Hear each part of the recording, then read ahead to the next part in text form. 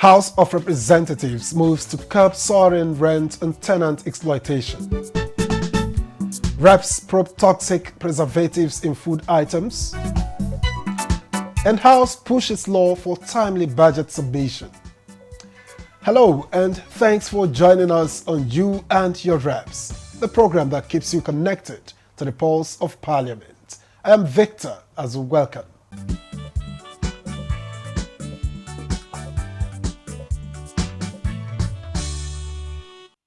The House of Representatives is taking aim at Nigeria's soaring rent crisis, calling on both federal and state governments to step in and regulate arbitrary increases and unfair treatment of tenants. A motion by Representative Basi Akiba spotlighted sharp rent hikes in parts of Abuja, where new roads now come with skyrocketing prices. Out there on the streets, citizens who are struggling to make ends meet are not smiling over arbitrary rent increase by property owners. It's so high. You can't imagine somebody taking one self-contained for 500,000. It's so alarming. It's so much. Just wake up one day without informing you and just increase his house rent. And the excuse is always the cost of building. The landlord and the agent don't consider the income of the tenant to define the amount of rent they'll give. In Rivers State, where I reside, house rent increases on a monthly basis, not yearly basis. The government should go into housing as a low-cost housing estate for the civil servant and other low-income earners. The issue finds expression on the floor of the House of Representatives, with Basi Akiba from Cross River State highlighting the alarming situation in the nation's capital. Every moment the governments move into some infrastructural development, we do have a price hike, a rent hike. It's not 20%, it's not 30%, it's not 40%. What we have is over 200%. A situation where rent is moved from 800,000 to 2.5 million is not tenable. I'm not saying that, there shouldn't be any rent increase. I am saying that there should be a balance between, the tenant rights and, of course, the land or the landlord rights. This motion is referred to the Committee on Housing and Habitat. Lawmakers are also seeking redress for communities in Ukana-Fun local government area of Akwa Ibom State that have suffered decades of environmental degradation from crude oil exploration. Urge the federal government to direct the Ministry of Environment, National Oil Spill Detection and Response Agency (NOSDRA) and Nigerian National Petroleum Company Limited to urgently investigate, clean up, and remediate the affected areas. Among legislations that scaled second reading was a bill seeking to amend the EFCC Act of 2004. There are also gaps, Mr. Speaker, in governance structure, weak coordination with other anti-corrupt bodies, and lack of clear procedures for managing seized and forfeited assets. The bill has been referred to the House Committee on Financial Crimes for further legislative action.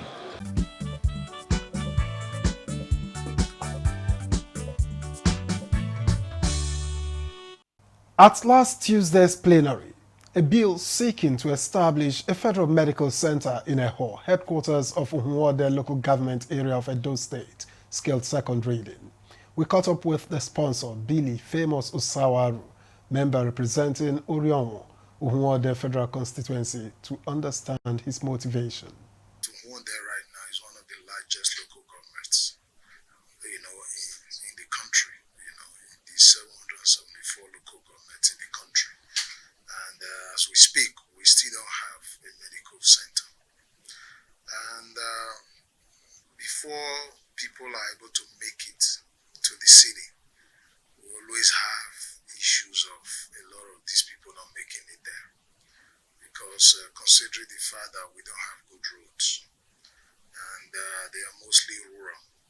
So before you're able to navigate your way out of those rural settings, to the city for medical attention, we usually lose more than half of these people.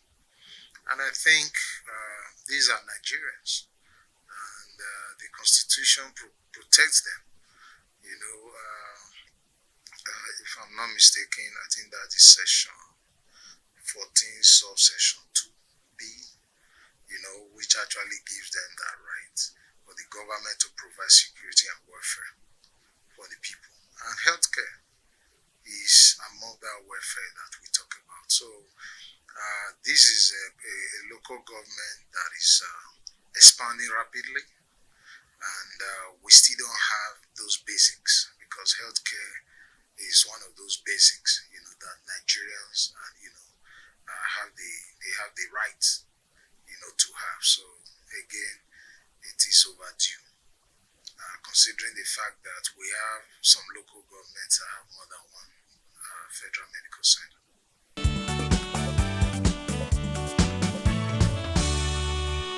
Colleagues usually encourage establishment bills, because establishment bills, most of it is for the people. When you don't have those things, there are usually consequences that are not too pleasant. Of course, the bill passed the second reading today, because a lot of my colleagues, especially those that have been to my constituency, one or twice with me, they understand, exactly what that bill actually meant, to our people. So that's why they overwhelmingly supported the bill. It has passed second reading. That makes them hopeful, because it's already being addressed. And of course, we're getting ready for the public hearing, and we'll come back and just follow that trend toward the hearing. Then maybe it goes to Senate for concurrence. Then we begin to wait for the assent, by Mr. President. But I'm very, very optimistic, with the Renewed Hope project by Mr. President. As we speak right now, Mr. President is actually encouraging the setup of a lot of primary healthcare facilities nationwide. So I don't think he's going to discourage this kind of bill, because at the end of the day, when you talk about people-friendly bills, this is one of them. So a lot of our people are very hopeful now, knowing that this has been brought to the front burner by their representative, which has never happened before. So again, they're very glad, and a lot of that received a lot of calls to encourage me, to keep pushing for such establishment bills, because I'm their representative. So I think this is the least I can do for our people right now.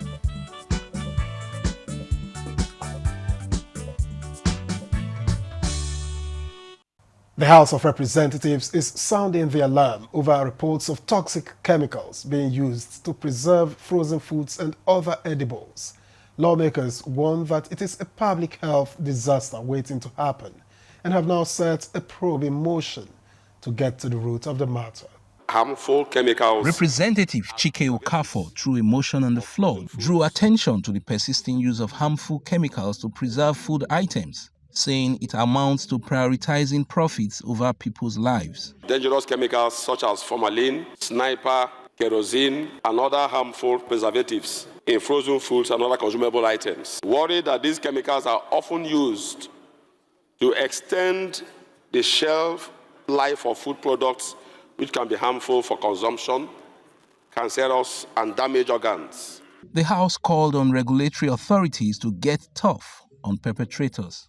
Another motion queried the rationale behind the $460 million CCTV project in Abuja, while crime rate is hitting the roof in the nation's capital. Set up an ad hoc committee to investigate this monumental financial investment without a commensurate result. Meanwhile, lawmakers expressed grief over the recent tanker explosion in Esa village in Niger State, which claimed many lives and left many others injured. The Federal Road Maintenance Agency to immediately mobilize resources and contractors to commence full rehabilitation, expansion, and completion of the Bida Agay Lapailam Batediko Road, especially the sections between Bida and Agay. Among legislations that scaled second reading was a bill for an act to clarify the taxation powers of the three tiers of government. At the heart of this bill is a simple but transformative goal, which is to align the revenue powers of the Federation, states, and local governments in a way that promotes efficiency, discourages duplication, and restores trust in the fiscal system.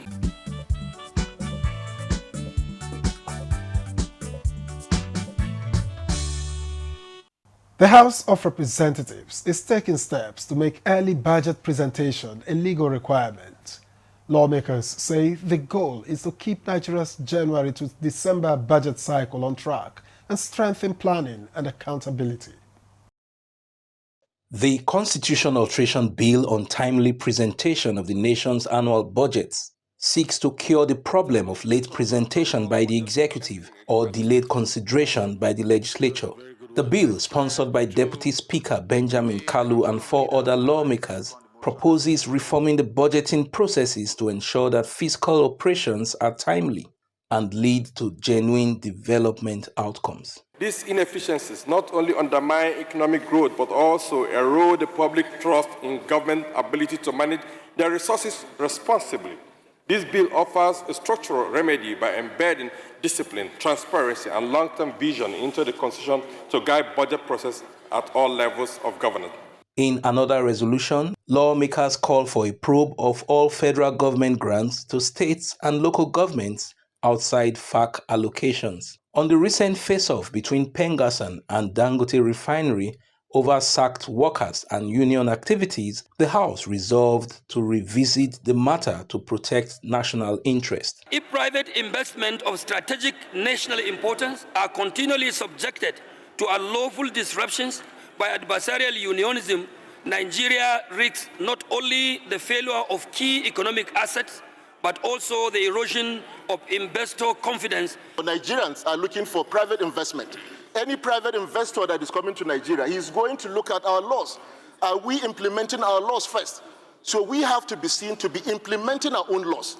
So that's why we are calling on honorable colleagues that an act of parliament was breached in taking a resolution by the government. This motion is referred to the Council of Leadership of the House to be headed by Mr. Speaker. Also up for probe by the Green Chamber is the utilization of $4.6 billion foreign grants meant to reduce the burden of HIV/AIDS, tuberculosis, and malaria in the country.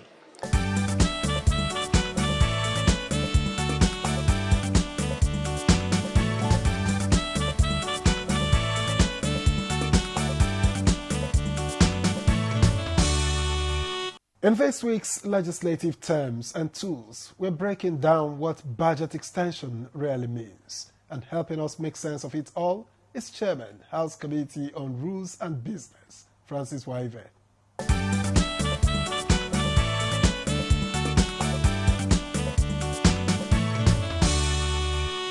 Budget extension implies extending the lifetime of that budget. Usually, budgets are given an annual duration. They are time-bound. January 1st to 31st December a particular year. That's the lifespan of that budget. But if for any reason aspects of that budget have not been executed, and the executive feels there's a need for more time to carry out those aspects, the executive will normally write the legislature to ask for that extension of time. No kobo is added, no new provision is made, but time to execute what is left unexecuted in the budget of the period that is outgoing. For instance, the 2024 annual budget estimates of, not estimates anymore, budget of the country ran from 1st January to 31st December 2024. But just before it came to an end, there were so many capital projects that had not yet been executed. And the presidency and the executive were like, what do we do? Do we do one old style of returning money to treasury? At the end of the day, the money loses its value. The country doesn't get the projects. So what happened? Personnel overhead had been expended. But capital, there were aspects of capital that had not yet been expended. And there was money to do that. So rather than return the money and cancel the budget, extend the life of the budget and let's spend the money and let Nigerians get the benefit. So the budget life was extended to 30th of June 2025. So from January 1st to 30th of June 2025, the capital aspects of the 2024 budget were still being implemented.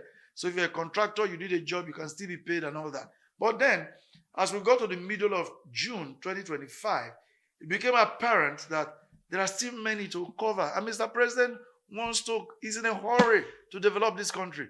So he wrote us, the parliament, to extend the lifespan of the 2024 budget to December 31st, 2025. And we have obliged you. And what that means is that, by God's grace, all the projects listed in the 2024 budget will be implemented and paid for before the end of 2025. The catch here is that while that is going on, the 2025 budget is also being implemented pari passu. Of course, you know the personnel and overhead is being implemented day by day, week by week, month by month. But even capital aspects can also be implemented because it's a law, and I'm sure they are being implemented. So you have that pari passu going on. But I assume that preference will be given to 2024 capital to wipe them off quickly, such that we don't need to extend them into 2026. So if there will be any extension in 2026, it will be the aspects of 2025 that will be extended. So extension does not include any new expenditure, no new revalidation, no new revaluation. It's the same budget, but more time.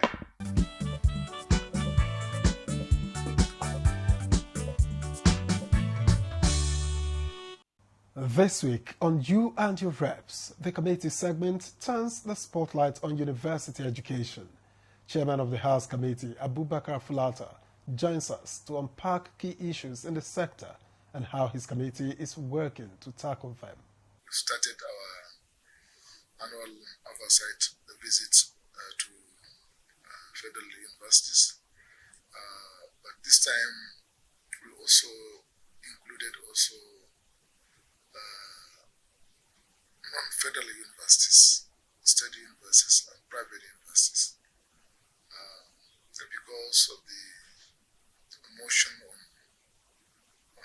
certificate racketeering. So the House, in its wisdom, combined 7 standing committees of the House, comprising House Committee on Polytechnics, House Committee on Federal Colleges of Education, House Committee on Interior, House Committee on Youth, House Committee on Science and Technology, and then under the chairmanship of the House Committee on University Education. We are not new to the issues related to certificate racketeering. Hitherto, people cheat in exams just to pass. Those who cheat manage to go to school, they study only that when it comes to the examinations, they cheat. They try to cheat, they try to be smart. Unfortunately, now we have a new breed of cheaters who don't want to even go to school at all. They just want to get very quality degrees. First class, 2-1, 2-2, but without going to school at all. This is part of the tragedy. The House, in its wisdom, now mandated these 7 committees to conduct a very thorough investigation as to the source. We are familiar with the case of the journalist who went undercover and was able to, within 6 weeks, get a certificate in mass communication, 2nd class upper. He bent his way through, and he was able to get everything. And then he came back. He didn't go anywhere. He presented his certificate to the Ministry of Education. It was cleared. He went to NYSC, despite the fact that he had once served under the NYSC. The system could not flag his name. He was able to get enlisted and even paid his first month allowance. It was at that point that he blew everything up. So we've been going, we we're now been going around interfacing with both federal, private, and state-owned institutions to get to the root of that problem. To sanitize the system, Nigerian education system is still qualitative and respected internationally. We will not allow few individuals just to spoil the name of Nigeria. There are people who can neither read nor write. They could not even write their names when they have been enlisted onto the NYSC. We cannot tolerate that.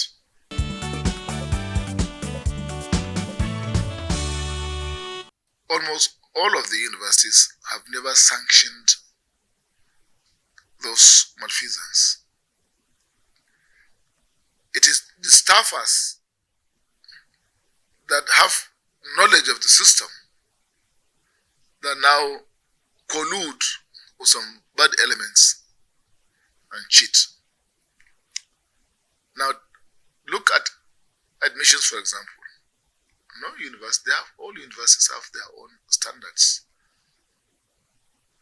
The cutoff points.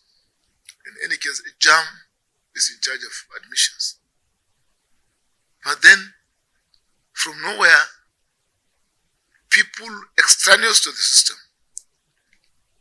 end up being enlisted, finding their name in the admission list. They are never admitted by JAM. But the final end, you see their names appearing in the matriculation list. This is the job of the staffers. People entrusted, especially with issues of recruitment, admissions, within the registry, now taking advantage.